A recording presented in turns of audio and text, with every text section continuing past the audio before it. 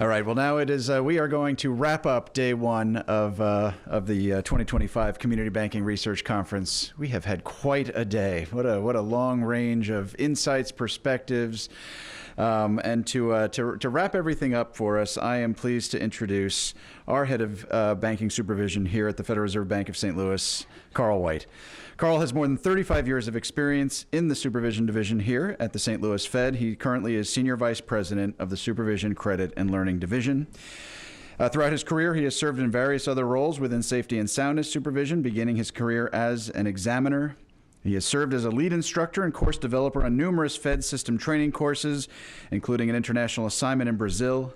In addition, he served as a central point of contact for the district's largest state member bank before and during the financial crisis. He and his team were nominated for the district's President's Award for Innovation as a result of efforts to implement and enhance off-site loan review and examination processes. I've had the pleasure of working with and for Carl for a number of years, and I am pleased to welcome him to the stage.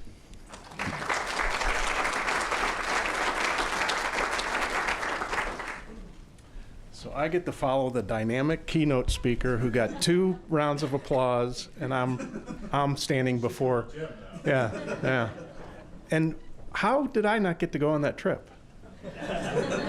We got to talk. All right. Well, good evening, everyone.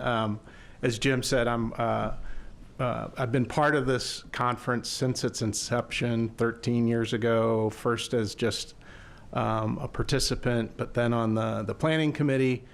And now, more importantly to all of you that are actually here in the auditorium, I'm the person who stands before us and our wonderful reception. So I'm going to be brief, but I would like to share some comments about my observations about the conference as far as day one. But first, I'd like to thank the rest of the planning committee and a big thanks to all the support staff here in St. Louis. From when you walked into the building, our law enforcement, our folks that greeted you, got you in the door, all of our support staff, our tech support, everyone on the team. I'm not going to name everybody. You know who you are. Thank you, thank you, thank you. But I do want to specifically thank 3 people who will start for next year.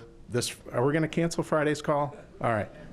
Next week, we're going to start planning for next year. So Jim Fuchs, obviously, Summer Dumont, and Amy McDaniels. Those 3 put in hours and hours and hours of work putting this together. So big thanks to those 3.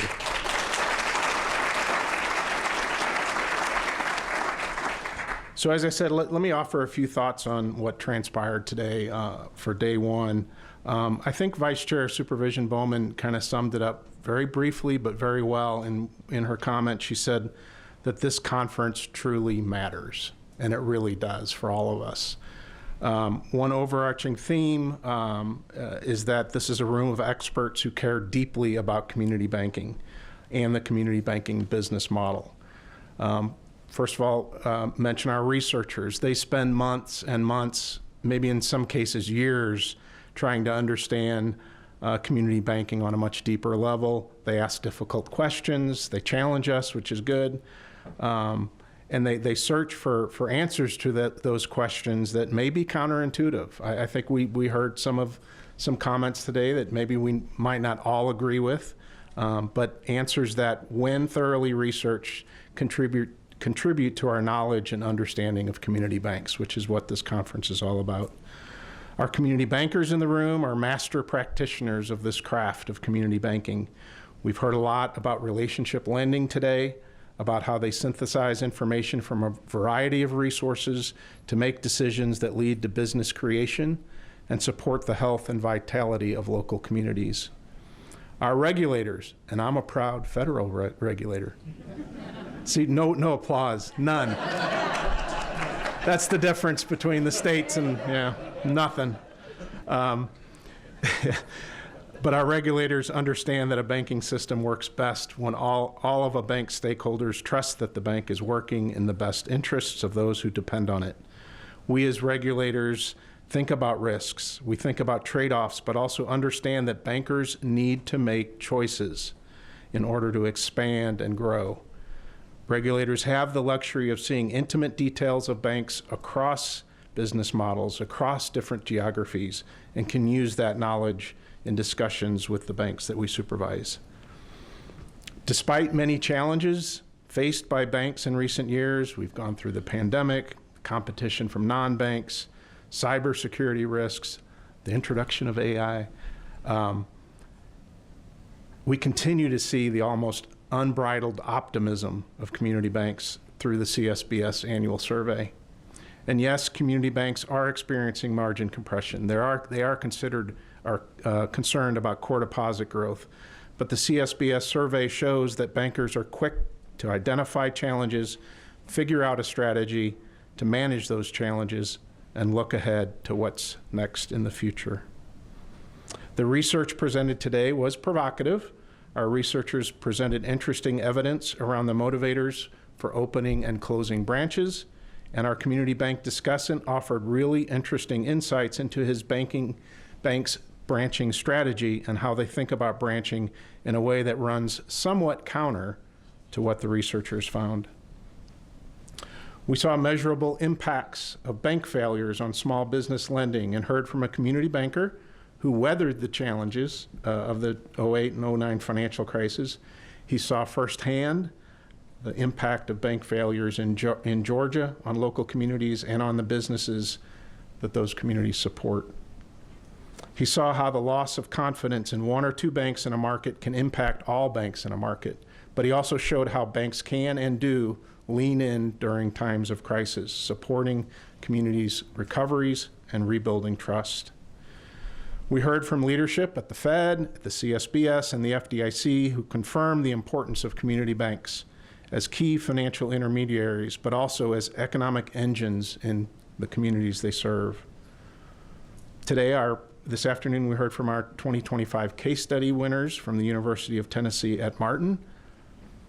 They reminded us that the mission of community banks is appealing to the younger generation. Perhaps we just need to do a better job of articulating some of its virtues to those graduating college and embarking on their careers in banking, perhaps, and maybe even in regulation. And we just heard from Alexander Price, our community bank keynote speaker, who described how the North Star of his bank is not only an idea, but it's something actionable that drives lending and investment decisions and forms the basis for the bank's entire relationship with its customers. So this was a very full day. I'm glad that our conference team records and posts archives of every session. We've reminded you many times today, communitybanking.org.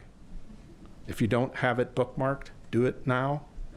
I suspect many of us will be going back and reviewing those sessions from this year's conference and maybe even from prior year's conference. Tomorrow we'll continue to add to the discussion as we feature insights from our own Reserve Bank President Alberto Musalem and also Federal Reserve Governor Michael Barr, who is in the building. We'll also hear from our third research panel, who will discuss the role of technology in small business lending.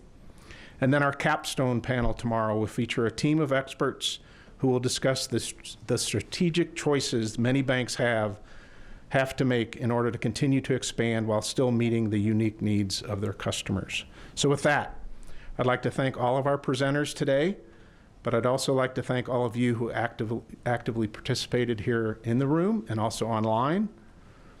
And so as we close day one and move to our dinner reception, we're going to be there in less than 3 minutes, I promise.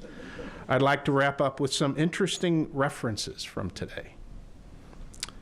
Math problems, fire trucks, Mary Poppins, zombies, bells and whistles, True North, monkeys, saloons, and miners.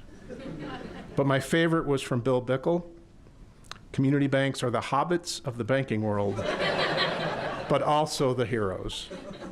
So we are honored to host this conference every year. We look forward to ensuring that this annual forum continues. We're going for 20, right, Jim? Maybe 14. Let's go.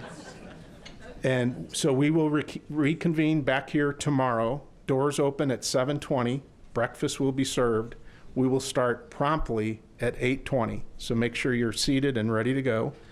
Thank you all. Have a great evening. And literally right outside that door, is food and drink. Thank you.